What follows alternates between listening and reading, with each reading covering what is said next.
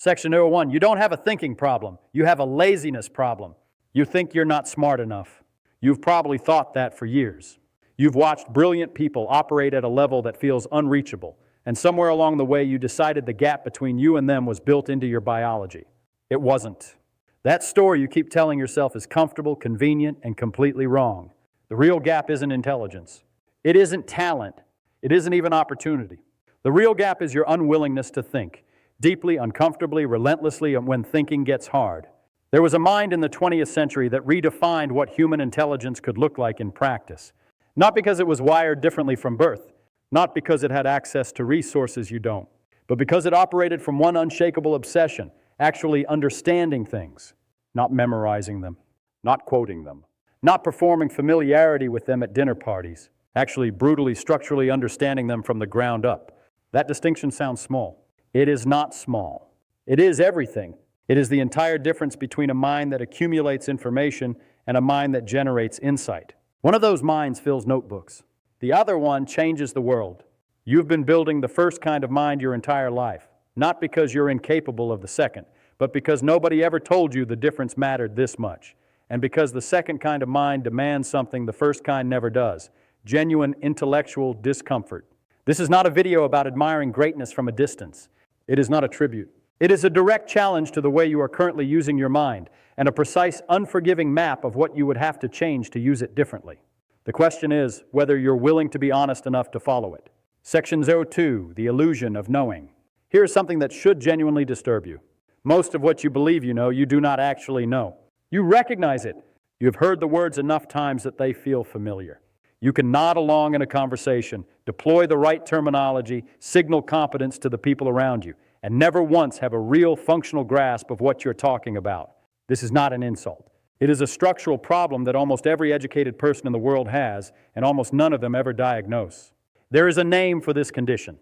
It is called the illusion of explanatory depth, and it is merciless.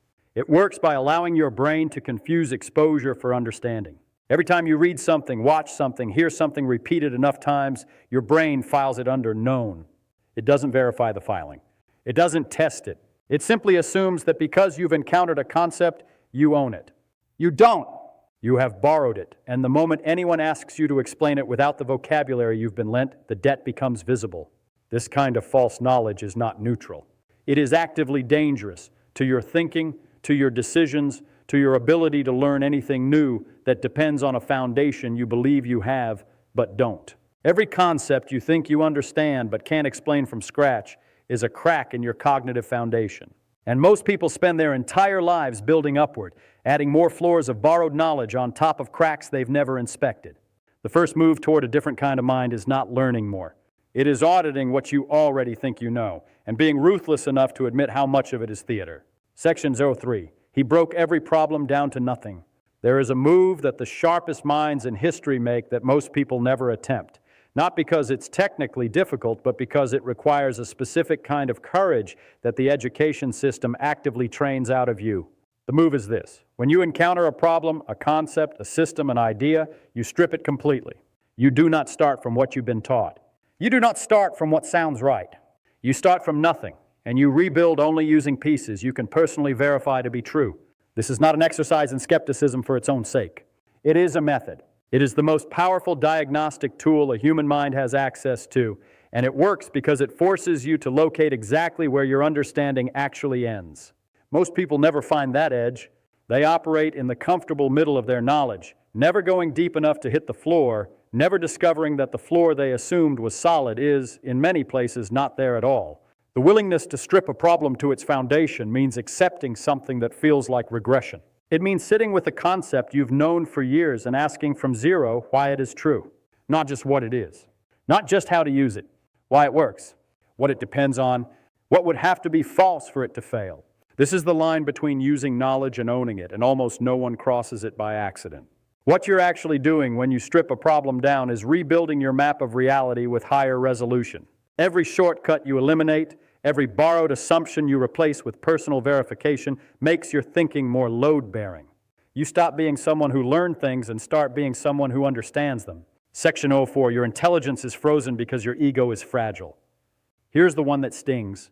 The primary reason your intellectual growth has slowed, or stopped has nothing to do with time, access, or raw capability. It has to do with your ego's relationship with confusion.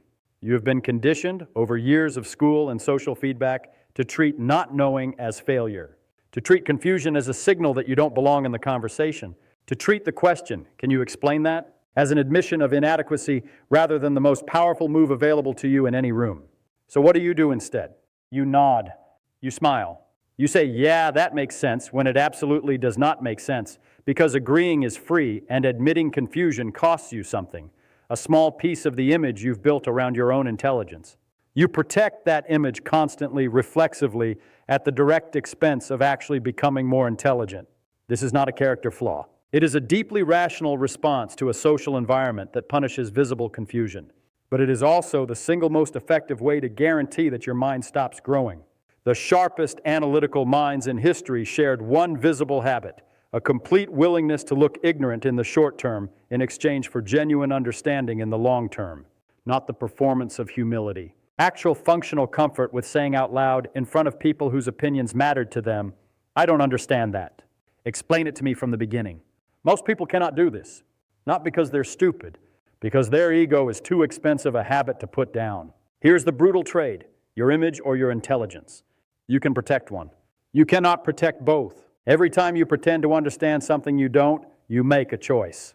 Make sure you know which one you're making. Section 05, he taught to learn, not to impress. There is a practice so simple it sounds almost insulting when you first hear it, and so effective that the people who actually use it consistently outperform nearly everyone around them.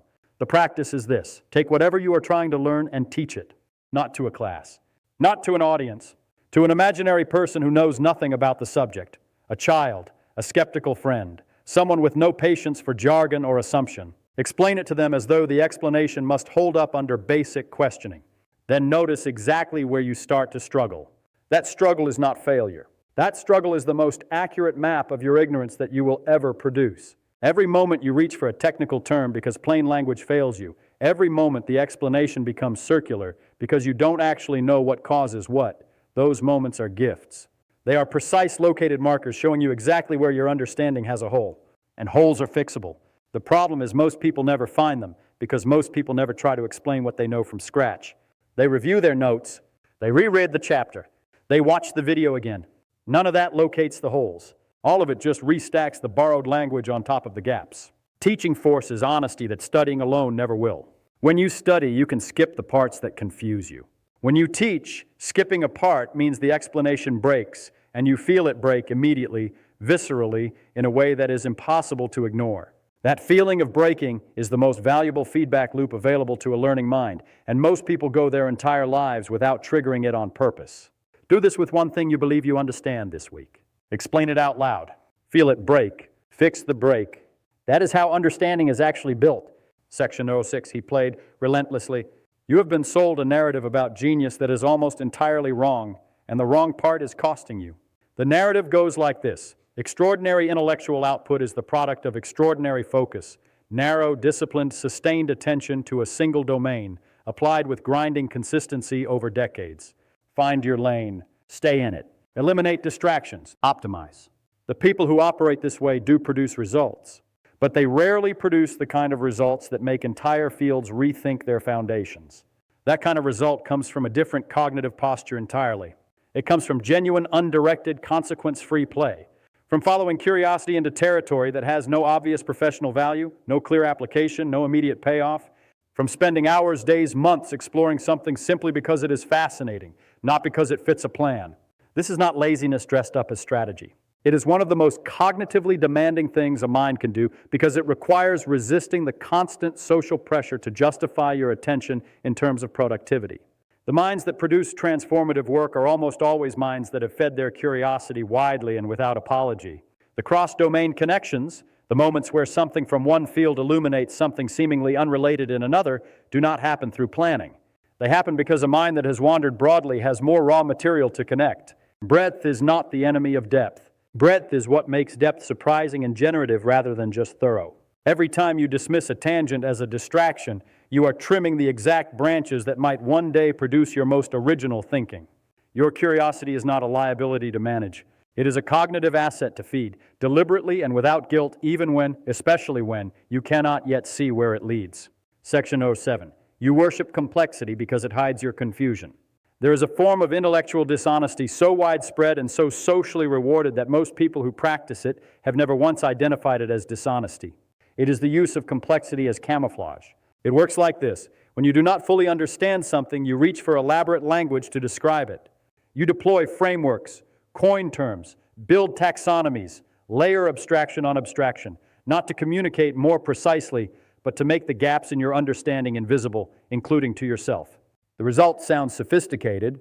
It feels rigorous. It is neither.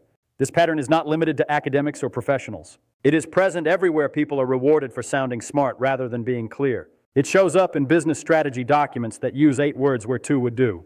It shows up in scientific papers padded with methodology that obscures rather than reveals. It shows up in the answers you give when someone asks you to explain your work and you feel the first flicker of uncertainty, that slight panic that triggers the instinct to reach for jargon before the confusion becomes visible.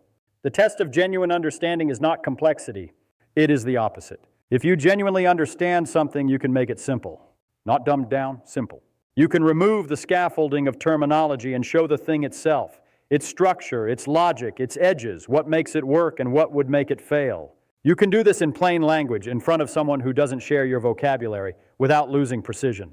If you cannot do that, you don't yet understand the thing. You understand the language people use to discuss it, which is a completely different skill. Simplicity requires confidence. It exposes everything. It shows exactly where your understanding ends and your performance begins. That is precisely why most people avoid it. Section 08, the shift from knowing to understanding. There is a distinction that sounds philosophical until you grasp its practical implications, at which point it rewires how you approach every single thing you try to learn for the rest of your life. The distinction is between knowing something and understanding it, and the gap between those two states is not a matter of degree. It is a matter of kind. They are fundamentally different cognitive achievements, and they produce fundamentally different capabilities. Knowing is static. It is the storage and retrieval of information. It lets you answer questions that have already been asked, in contexts that already resemble the ones in which you learned the material. It is valuable. It is not enough. Understanding is dynamic. It is a working model, a living, navigable structure inside your mind that you can use to move through novel territory, to generate new questions, to predict what will happen when conditions change, to identify what is wrong with an argument before you can articulate why. Understanding lets you do things with knowledge that knowing alone never will. The shift from one to the other is not automatic and it is not comfortable. It requires you to stop treating learning as a collection exercise and start treating it as a construction project. Instead of asking what something is, ask why it works. Instead of asking what the conclusion is, ask what evidence would change it. Instead of asking how to apply a rule, ask under what conditions the rule breaks. These questions are harder than the surface level versions. They take longer. They produce confusion before they produce clarity. And they produce the only kind of clarity that is actually load-bearing. You can make this shift starting with the next thing you try to learn. The question is not whether you're capable of it. The question is whether you're willing to exchange the comfort of collection for the friction of construction. Section 09, doubt was his compass.